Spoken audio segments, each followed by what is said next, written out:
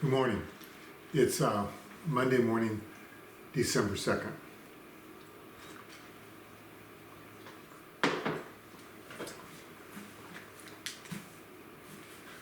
Getting near the end of the year so quickly. Christmas will be coming up soon. This morning I was in James chapter 4 and 1Peter chapter 1 through 3. And the verse I wanted to share on is 1 Peter chapter 1 verse 13. 1 Peter chapter 1 verse 13. Therefore, prepare your minds for action and be sober-minded. Set your hope fully on the grace that we brought to you at the revelation of Jesus Christ. Interesting scripture. Here Peter says, preparing your minds for action. Prepare your mind for action. What action is he talking about? And be sober-minded. Be thinking straight. Don't be thinking dumb. Don't be intoxicated. Don't be acting foolish. Be sober-minded. About what? Setting your hope fully on the grace that we brought to you at the revelation of Jesus Christ. So this is the action that I need to take. This is the thinking that I need to have. It's interesting. Peter, along with the other New Testament writers, tell us many ways to behave. They tell us many things that as the children of the living God, we should be practicing, and things we should not be practicing that aren't healthy for a child of God or for anybody. But here, it's not, when he tells us, he says, prepare your minds for action. He's not describing an action of how to behave.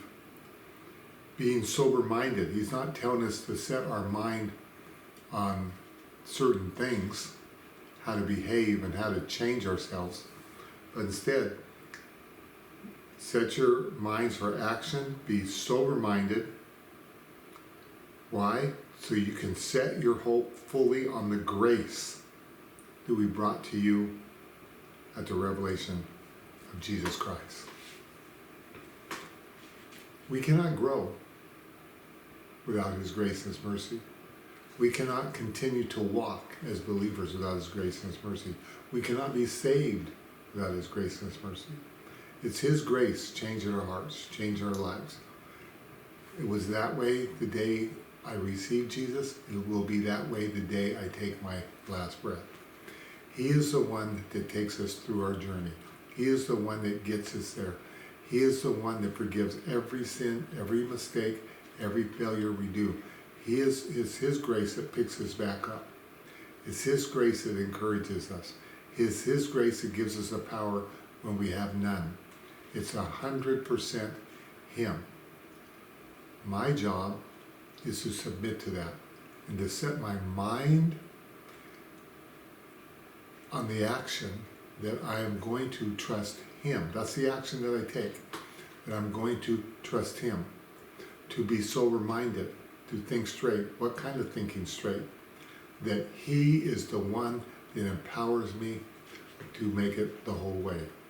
That He is the one that takes me from the day I received Him until the day I see Him face to face. It's all His power, it's all His strength, it's all His grace. We have nothing of ourselves. And the sooner we learn that, the much better off we are. That's my prayer, is that we'll realize that He is everything. It's His grace that gives us hope. Thanks for listening to me today.